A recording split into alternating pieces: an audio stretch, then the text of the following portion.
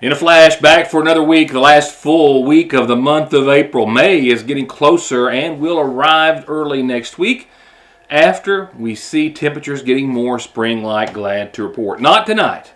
Widespread frost in your forecast as we will be in the low 30s, and we've got another frosty morning perhaps in the mix as well, but a steady climb out of some rather cool air. And I'll get to that in just a few moments. Largely, not entirely, but largely, the show tonight will center around indictments returned, an entire list coming from the Magoffin County Grand Jury, which released a little more than 24, I think, last week, as well as a number from the Johnson County Grand Jury, which released theirs on Friday. I'll have that, a bit of a recap over the few I could air last week, and then the following, or the rest to follow.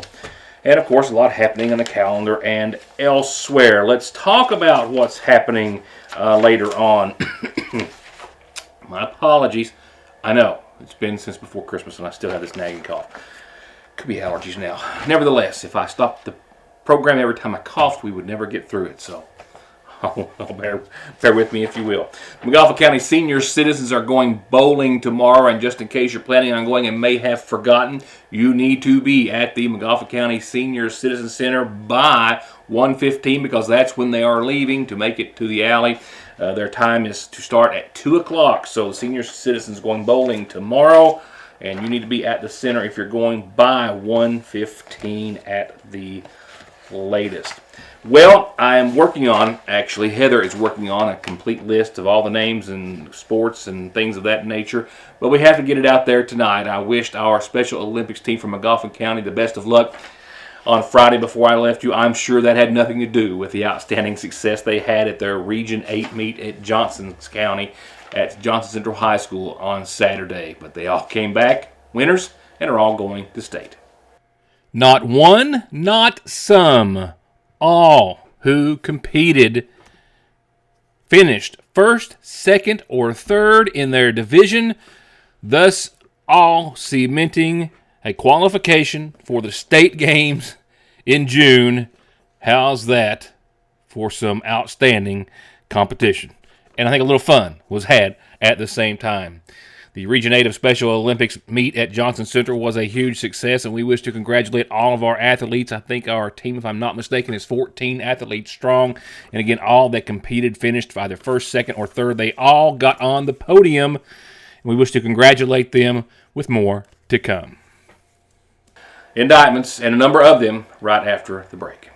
There are several risk factors that may put a patient at risk for heart disease. Especially people who have diabetes or hypertension or high cholesterol and have a family history of heart disease. Neglecting to see a cardiologist can put you in trouble. You may develop problems that may not be reversible. We see many people who do not have an actual diagnosis of a heart problem, but may be at risk of heart disease, and we do whatever we can to help mitigate that risk to help prevent disease in the future. ARH, more for Appalachia.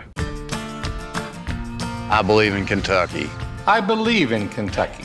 I believe in small town values. And mom and dad and the things they handed down.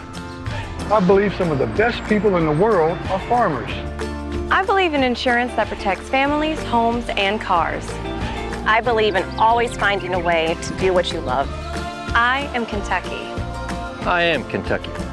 I am Kentucky.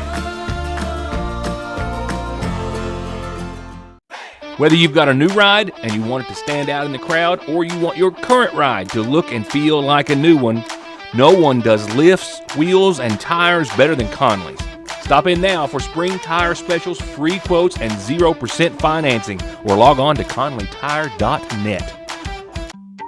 Spring isn't the only season here. It's also senior season. It's a season for love, a season for Jesus, and a season to shop local at the Seasonal Shop. With spring colors, styles, and fashions by Charlie Page and Simply Southern, and more of your favorites, new arrivals in bags and totes and jewelry and more. And they've got everything lemon lavender, spa essentials for a little at-home pampering. And from simple to chinoiserie, must-see home decor is at the Seasonal Shop in downtown Sayersville. Let's begin with indictments returned late last week from Johnson County, two of which I could report out on Friday because they were already in jail. Those were, in case you weren't here, Christy Fletcher of Paintsville indicted for promoting contraband in the first-degree fentanyl in the Big Sandy jail. And Kenneth Cantrell of Paintsville, indicted for receiving stolen property over $10,000 and being a persistent felony offender in the first degree for being in possession of a stolen side-by-side in December of last year. These are the rest of the indictments coming from the Johnson County Grand Jury Friday. 28-year-old Thomas C. Sloan of Blaine, Kentucky, was indicted on a multiple count indictment, 5 counts altogether. The first for prohibited acts related to a controlled substance, that being psilocybin, which refers to hallucinogenic mushrooms, as well as trafficking in marijuana, more than 8 ounces but less than 5 pounds. Indicted as well for wanton endangerment in the first degree and operating a motor vehicle under the influence of alcohol or drugs and possession of drug paraphernalia. He was found with a sizable amount of marijuana, metallic weighing scales, about almost $500 in cash, as well as 64 grams of marijuana, and a Glock 43X 9mm handgun and a Luger 380 handgun as well. Both of the trafficking charges, the marijuana and the psilocybin, with a firearm enhancement attached to them. 50-year-old Jackie Maynard of Flat Gap, indicted on trafficking in methamphetamine, possession of oxycodone, possession of codeine, possession of a controlled substance in the third degree, possession of paraphernalia, no registration, improper display of registration, improper registration plate, and failure to produce insurance. Arrested in Johnson County on February the 11th, she was found to be in possession of more than 2 grams of methamphetamine, almost 14 grams, some nearly $350 in cash, as well as a quantity of oxycodone and hydrocodone and clonazepam, altered smoking pipes, and the before-mentioned traffic charges. She was ordered held on a $10,000 cash bond. Dustin Tackett, 29, of Mealy, indicted on a charge of possession of methamphetamine in the first degree and public intoxication.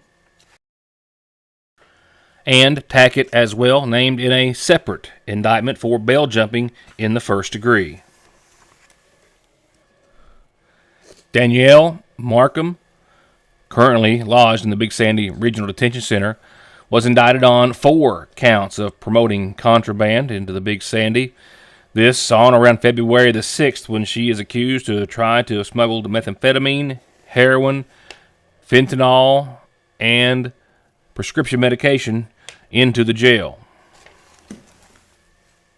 Also from Johnson County indictments with no picture available, there was an indictment returned to the name of Robert Lincoln Williamson II of Whitensville, indicted for fraudulent use of a credit card over 10 grand and being a persistent felony offender in the second degree for at least 1 prior felony on his record. The grand jury alleges that from December the 7th of 2023 through the 4th day of this year, he racked up over $10,000 in debt on a woman's credit card, causing that much in loss to her, and again being indicted for being a persistent felony offender.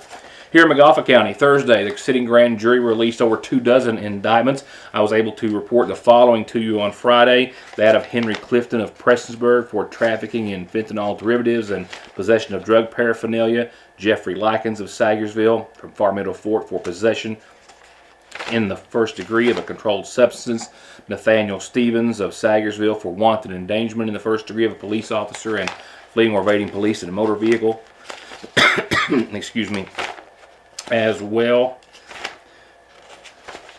as that of Gerald Williams of Sagersville for possession of a controlled substance, fleeing and evading police, possession of drug paraphernalia, possession of marijuana, and being a persistent felony offender in the second degree, with many more released Thursday by the grand jury, and they are: 33-year-old Jessica N. Arnett from Campton, Kentucky, was indicted after being arrested on the 29th day of August of last year for trafficking in fentanyl derivatives, possession of a controlled substance, that being fentanyl, tampering with physical evidence, fleeing and evading police in the first degree on foot, and possession of drug paraphernalia. Her indictment was listed as a summons. A warrant of arrest was issued for the next and I believe rest of the indictments: Destiny Deffenbaugh of Louisville, Kentucky, 23, after being arrested on the 21st day of December, this last December. She was indicted on possession of a controlled substance in the first for methamphetamine, possession of paraphernalia, driving on no operator's license, possession of marijuana, and speeding 26 miles per hour or greater over the speed limit. 58-year-old Rondell Fee of Sagersville was arrested in March of last year on the 11th and indicted since on a count of possession of methamphetamine, first degree, first offense, and possession of drug paraphernalia. 55-year-old Kenneth Downs of Louisville was first arrested on the 21st day of last December by the Sheriff's Department in McGoffin County and since indicted for trafficking in methamphetamine greater than 2 grams and possession of drug paraphernalia. Justin Hughes, 42 of Ivell, was indicted for breaking into and burglarizing the Action Storage Rentals here in Sagersville back in August of last year, stealing over $1,200 worth of the renters' merchandise or belongings. Now indicted for burglary in the 3rd degree, criminal mischief in the 1st, and theft by unlawful taking over $1,000. The McGoffin County Sheriff's Department in November of last year found 48-year-old Brian D. Benton in possession of a handgun, and he has since been indicted for possession of a handgun by a convicted felon. Madeline Faye McKenzie of New Boston, Ohio, was indicted for being in possession of a controlled substance, first degree, first offense, a quantity of fluorofentanyl in her possession when arrested by authorities in July of last year. Audie Banks, 40, of Campton, was indicted on a charge of possession of a controlled substance first degree for being found in possession of a quantity of fentanyl here in Sagersville back in August of last year. 46-year-old Paul Edward Varney of Prestonsburg was indicted for being in possession of methamphetamine, a Class D felony. He was found in possession of meth by the Sheriff's Department last April. Jesse Ocasio of Hager Hill was indicted on a charge of possession of a controlled substance, first degree, first offense for methamphetamine, found to be in possession of methamphetamine by the Sheriff's Department in September of last year. Ocasio with dozens of arrest records in the Big Sandy Jail dating back to 2004. William Coffey, 58, of Sagersville, indicted for wanton endangerment in the first degree, stemming to the investigation which started in February of this year, just a couple of months ago, by the Sheriff's Department. Daniel R. Cottle, 38, of Falcon, indicted for wanton endangerment of a police officer, first degree, fleeing and evading police, first degree, in a motor vehicle, also wanton endangerment in the first degree, and leaving the scene of an accident. The wanton endangerment charges stem from potentially causing serious injury or worse to both the arresting sheriff's deputy and a female back in September of last year. He was also named in a separate indictment going back to October of last year when he was found to be in possession of methamphetamine, indicted for that and for tampering with physical evidence. A West Liberty resident, Zachary Scott Prater, 36 years of age, was arrested by the Sheriff's Department in August of last year and since indicted for possession of a controlled substance in the first degree for methamphetamine. 37-year-old Ronnie Caldwell with a Richmond address was indicted for possession of methamphetamine, being in possession of the drug in August of last year by the Sheriff's Department, a Class D felony. 28-year-old Tiffany Lurie Young of Elk Fork, Kentucky, was indicted by the Sheriff's Department for possession of methamphetamine, possession of a controlled substance in the first degree again, that for fentanyl, fleeing and evading police in the first degree on foot, and operating a motor vehicle on a suspended or revoked license after being arrested in February of this year. Buddy Allen Collins of Sagersville, indicted for possession of methamphetamine after being found in possession of the drug in February of last year. Darrell Perkins, 41, of Sagersville, was indicted on a 3-count indictment alongside 2 other individuals, all related to the same case, the same alleged burglary that took place back in January of this year. I believe at least one of the 3, if I recall correctly, was apprehended on the scene, the other 2 at a later date. All 3 indicted on similar charges, beginning with 41-year-old Perkins, indicted for burglary in the second degree, fleeing and evading police in the second degree on foot, and possession of burglary tools. Perkins with well more than 2 dozen arrest records in the Big Sandy since 2003. Another individual also indicted was Denver Swafford Jr., 59, of Sagersville. Similar or same charges, burglary in the second degree, fleeing or evading police in the second degree, and possession of burglary tools. The third of the 3 individuals Indicted was Leroy Perkins of Sagersville, indicted again for burglary in the second, fleeing or evading police in the second degree on foot, and possession of burglary tools. Again, all three related to the same theft and investigation. And lastly, Paul D. Bailey, 34, of Sagersville, indicted on a 7-count indictment, all related to him allegedly being a convicted felon in possession of several firearms, possession of a handgun by a convicted felon, 2 counts, possession of a firearm by a convicted felon, 5 counts, after being found in possession of the weapons in July of last year.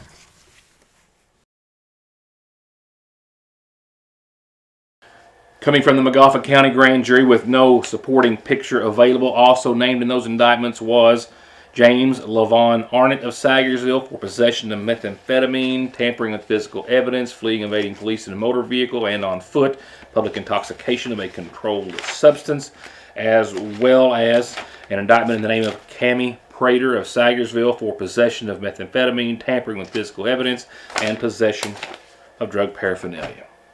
I'll be right back with the rest of the show.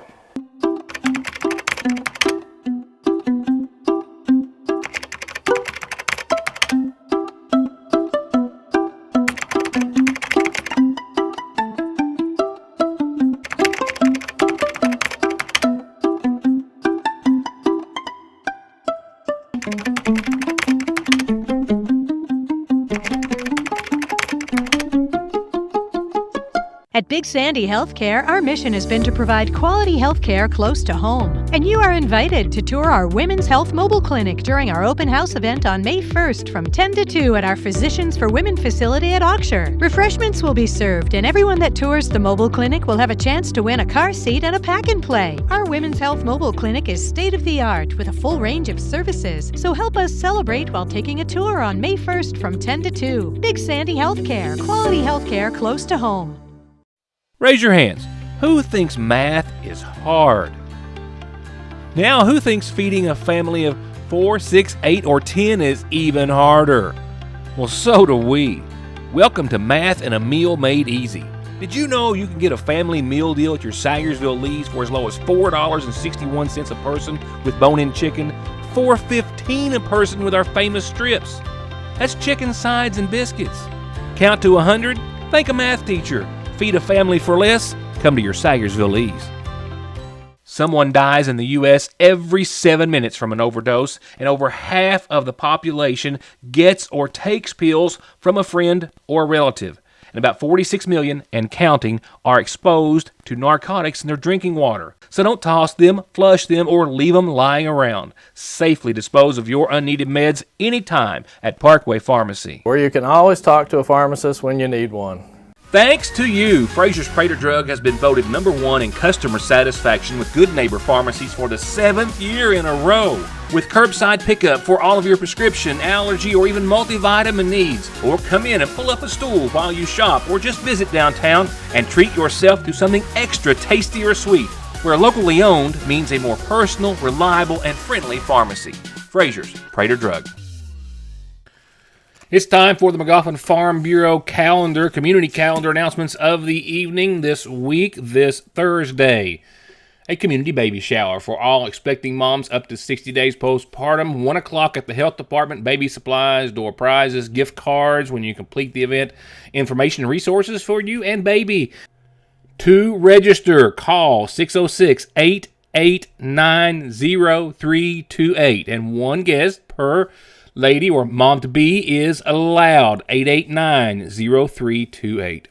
Homecoming is coming up this coming Sunday at the Kearney Free Will Baptist Church at 11. Y'all come. Bring someone with you and join them for homecoming. Fishing Your Thing, excuse me, the 12th, that's right, 12th annual, I said 12th annual Elk Creek Free Will Baptist Church Bass Fishing Tournament is coming up, not this weekend, but the following at Clay Lick Boat Ramp. That's right, May the 4th. They will blast off at 7 a.m., $1,000 for first place, other big cash prizes. And the McGoffin County Health Department has a community health fair coming up May the 2nd. That will be Thursday, May the 2nd. I'll remind you when it gets closer. Free food, door prizes, and a lot of fun and healthy things. The McGoffin County Rescue Squad's 46th annual media auction is coming up. Look for items, I think over 140 so far. Good little number to start with to be printed in this week's edition of the Syersville Independent. You still got a little less than 2 weeks to help support them if you can. Please do. And I'll support you for your announcements as long as you tell me what they are so I can tell everyone else. It is indeed just that simple and just that free. Going on to funeral service announcements provided nightly by the McGoffin County Funeral Home Services, which were incomplete at airtime Friday, have been set and were held earlier today for 65-year-old Kenny Howard of Gunlock. He passed away Friday at his home. The son of the late Rady and Ruby Shepherd Howard Stevens. He's survived by his daughters Elizabeth and Stephanie, brothers Garland, Darvin, and Jeff, and Tim Howard, as well as his sister Miranda Tussey, and 6 grandkids and 3 great-grandchildren. Kenny is preceded in death by his wife Karen and a daughter Amanda. Services again held earlier today. Services start in the morning at 11 for 72-year-old Russell Hamilton of Syersville. He passed away Thursday, survived by his sons Andy Paul Arnott, Russell James R.J. Hamilton, and Dennis Michael Hamilton, as well as his daughters Melinda Sue Watson and Melissa Grace McKinney, his sister Laureen Cottle, 12 grandchildren, and 4 great-grandkids. Russell is preceded in death by his first wife, Linda, and a brother, Lonnie Hamilton, as well as his sisters, Charlene Epperson and Donna Shell. Services tomorrow morning at 11 from the McGoffin County Funeral Home. Services are going to be held privately for 74-year-old Liddell Vance Stevens of Syersville, who passed away Friday at King's Daughters, preceded in death by her husband Corbett. She's survived by sons Marcus Shannon and David Webb, as well as daughters Susan Stevens, Natalie Hudson Reisner, Amanda Henry, and Nicole Prater, and 6 grandchildren. And services are incomplete at this hour. And to be announced soon for 66-year-old Denzel Lee Smith of Syersville. He passed away Sunday. Arrangements under the care of the McGoffin County Funeral Home.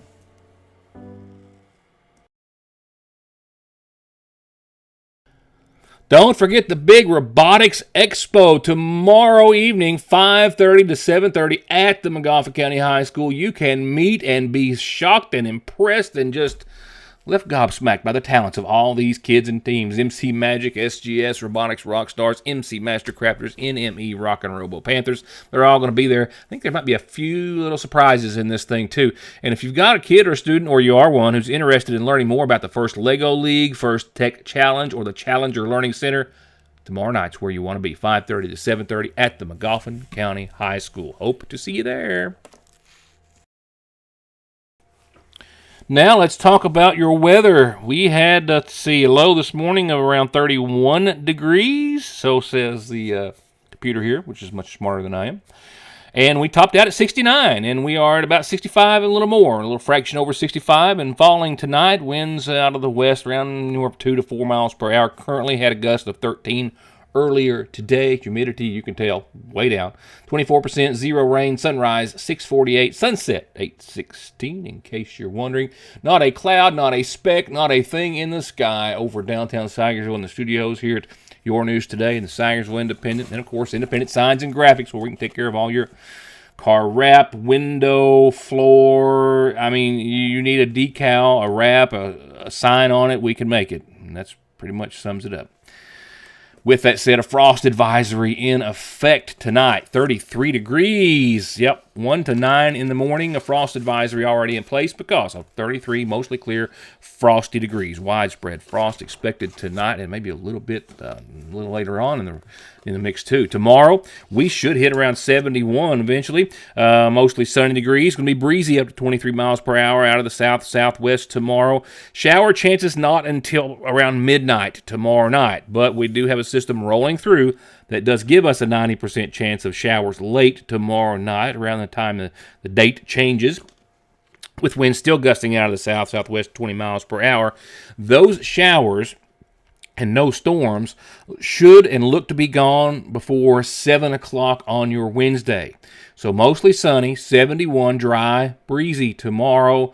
Showers during the overnight when most everyone's asleep and gone before too early Wednesday morning.